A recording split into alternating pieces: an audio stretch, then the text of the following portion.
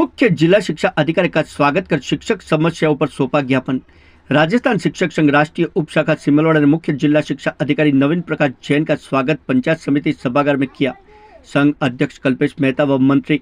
हर्षवर्धन सिंह चौहान ने बताया कि मुख्य जिला शिक्षा अधिकारी जैन का प्रवास मुख्य ब्लॉक शिक्षा कार्यालय में था, जिससे संगठन की ओर से स्वागत पगड़ी व माल्यार्पण से किया गया।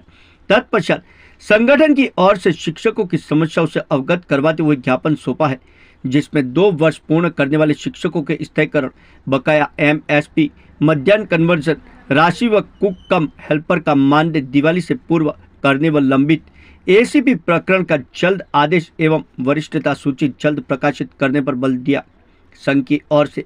संभाग संगठन मंत्री प्रवीण जैन, जिला मंत्री दिलीप सिंह चौहान, पूर्व अध्यक्ष रमेश चंद्र लबाना,